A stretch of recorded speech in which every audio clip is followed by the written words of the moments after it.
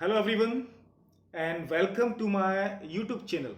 And in this video, I'm going to continue the chapter of class 10th history, the age of industrialization.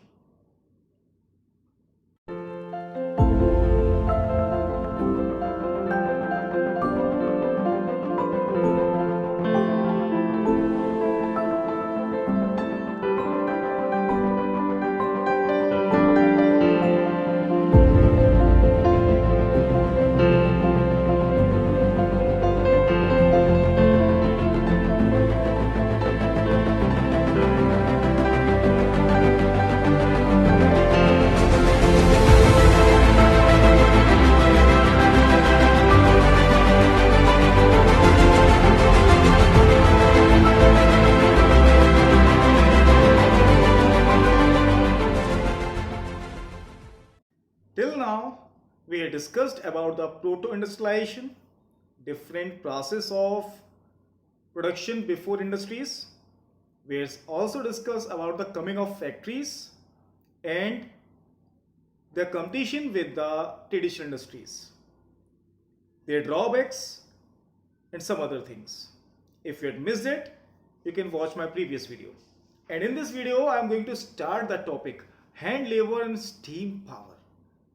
इस topic पे हम compare करेंगे hand labour को और steam power को.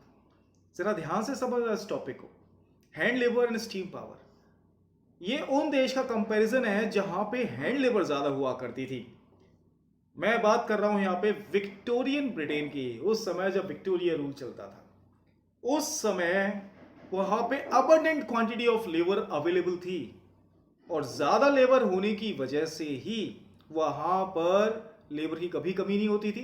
Work होता था कम और लेबर होती थी ज्यादा, इसीलिए जब चाहे तब लेबर अवेलेबल हो जाती थी. तो जरा आप खुद सोचिए, क्या ऐसी कंडीशन में वो जो इंडस्ट्रियलिस्ट हैं वो क्या मशीन या मर्चेंट कह सकते हैं, क्या वो मशीन्स में इन्वेस्ट करेंगे? वो मशीन जो हाईली एक्सपेंसिव होती थी और इसका रिपेयरिंग कॉस्ट भी काफ़ी ज़्यादा होता था. हाँ सर, आपके सामने ही होगा. नहीं, इसीलिए हैंड लेबर ज़्यादा यूज़ करते थे. ये जो टॉपिक है ना, hand labour the steam power, इसमें मैं आपको केवल ये बताऊंगा कि हैंड लेबर का यूज ज्यादा क्यों होता था पुराने समय में मशीन्स आने के बावजूद भी. तो शायद पहला पॉइंट क्लियर हो गया होगा, लेबर की कोई कमी नहीं थी. सेकेंड पॉइंट, ज्यादातर उस समय जो इंडस्ट्रीज होती थी या वर्क जो होता था वो सीजनल होता था. और सीजनल वर्क आप समझते हैं, जैसे कि हम बात कर रहे हैं इंग्लैंड की. इंग्लैंड में सर्दियों में मान लीजिए समुद्र में काम शिप्स नहीं आती थी, तो वहां पे रिपेयरिंग का काम आता था. वह उसी समय वहां पर विंटर सीजन आता था और क्रिसमस होती थी तो कैथरिंग का काम होता था, बुक बाइंडिंग का काम होता था. उसी समय ज्यादा काम होते थे इन सब चीजों के. तो जब इन सब चीजों के काम ज्यादा होने लगे तो उसी समय ज्यादा लेबर चाहिए होती थी. लेबर की कोई कमी थी नहीं, इसीलिए जब ज्यादा जरूरत होती थी तब लेबर को रख लिया जाता था और जैसे ही काम पूरा निकाल दिया जाता था तो उससे एक्स्ट्रा कॉस्ट भी बच जाती थी. यह फायदा होता था लेबर का.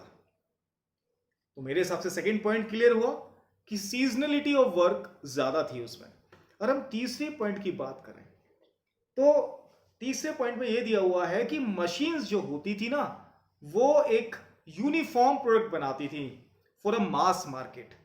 मास मार्केट का मतलब एक बड़े मार्केट के लिए एक जैसा प्रोडक्ट.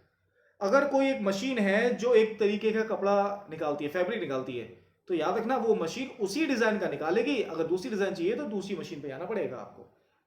इतना ज्यादा इन्वेस्ट कोई नहीं करना चाहता था और उस समय डिमांड जो थी वो डिफरेंट डिफरेंट प्रोडक्ट्स की थी.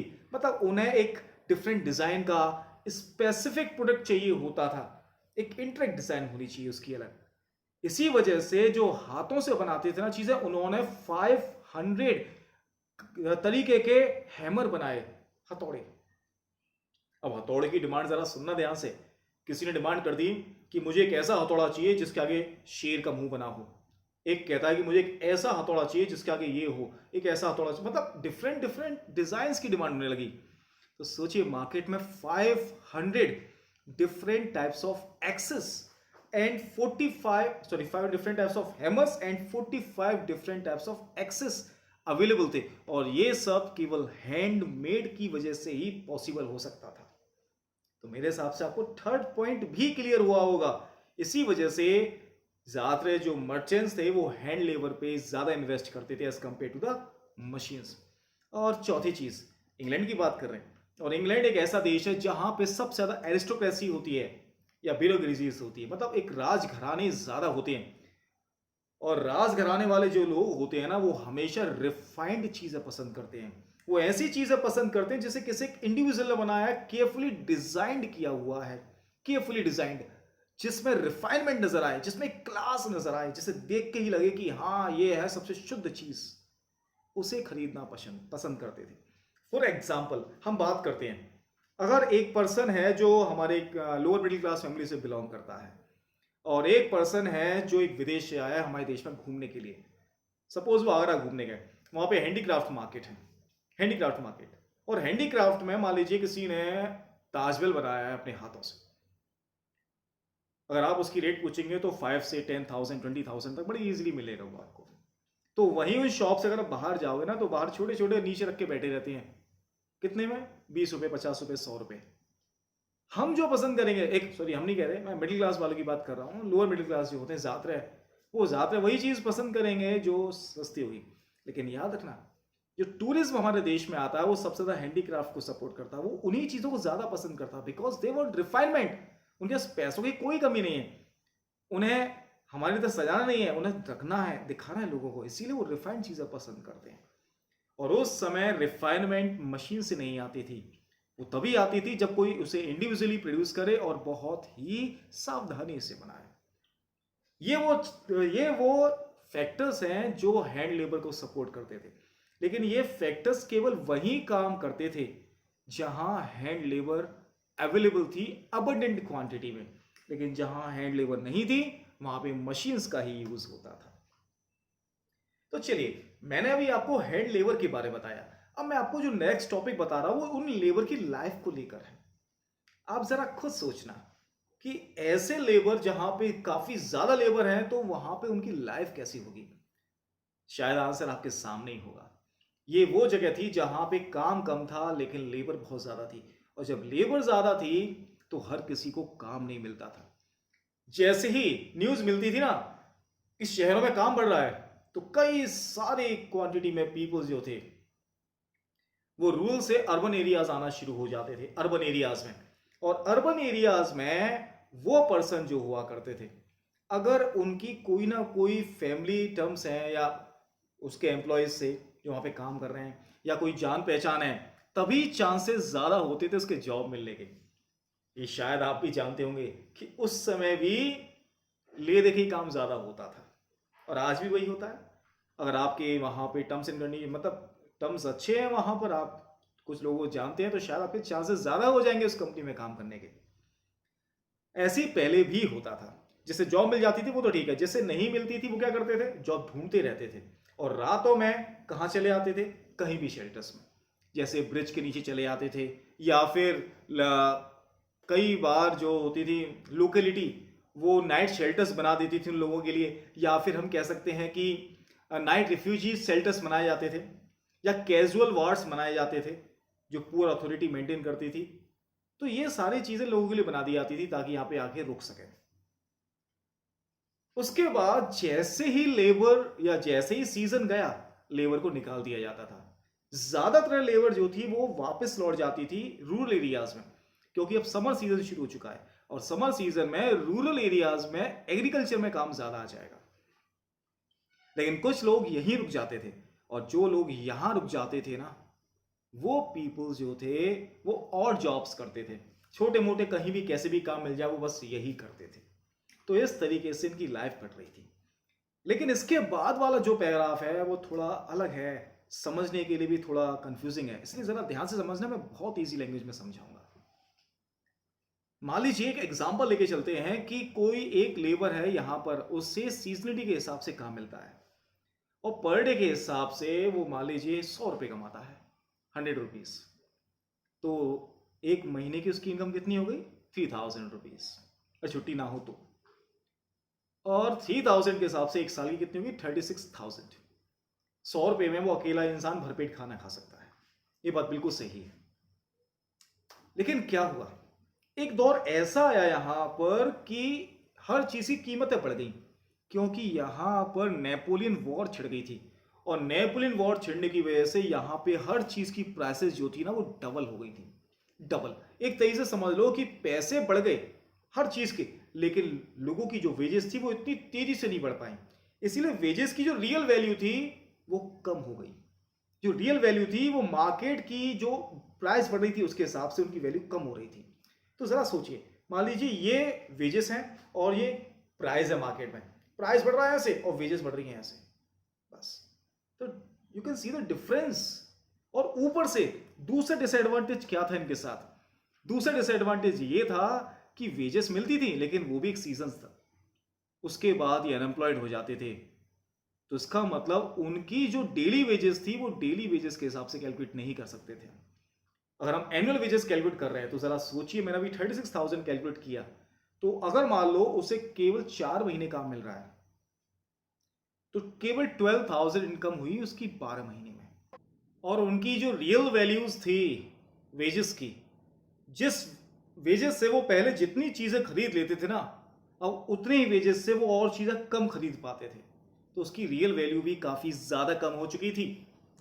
इसके साथ साथ देखना जरा, 19th सेंचुरी में जब उस समय सबसे अच्छा समय चल रहा था, बेस्ट टाइम, तो वहां पर 10% जो अर्बन पॉपुलेशन थी वो एक तरीके से बिलो पॉवर्टी लाइन आ चुकी थी।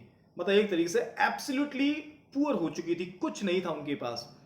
और 35 से लेकर 75% जो पॉपुलेशन थी वो अनएम्प्लॉयड हो चुकी थी, बेरोजगार थी। जरा सोचिए, ये थी वहां की वर्कर्स की कंडीशन।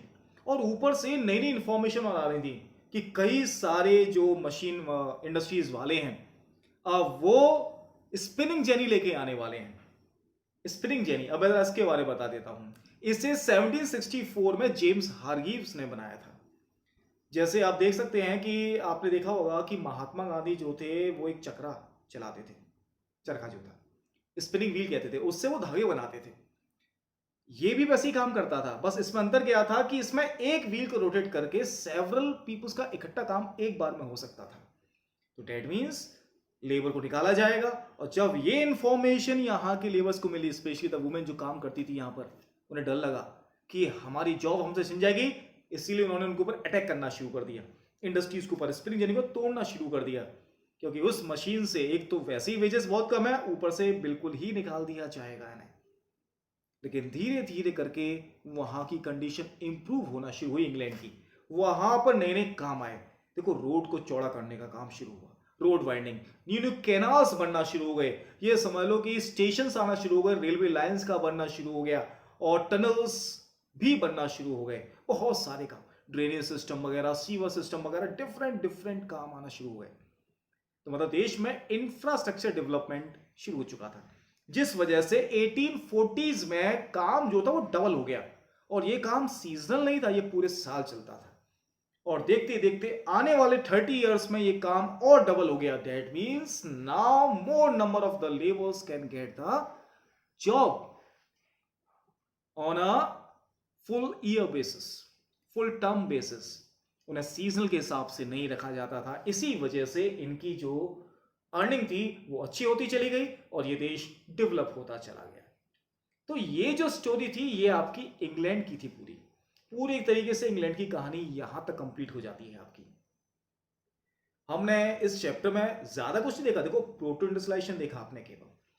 प्रोटो के बाद हमने देखा कि मशीन्स आई, मशीन्स, कॉटन इंडस्ट्रीज आई, और कॉटन इंडस्ट्रीज के बाद हमने देखा पेस ऑफ इंडस्ट्रियलाइजेशन कि कितनी तेजी से कौन सा सेक्टर आगे निकल रहा था। फिर हमने देखा कि मशीन्स के लॉसेस क्या थे, हैंड लेबर ज्यादा यूज क्यों करी जाती थी, और केवल लास्ट बचा the life of the workers. तो जरा सोचिए, कोई भी मुश्किल नहीं है इसे याद करने में, कुछ भी मुश्किल नहीं है इसे याद करने में। तो इंग्लैंड का ये टॉपिक आज हमारा यही कंप्लीट होता है।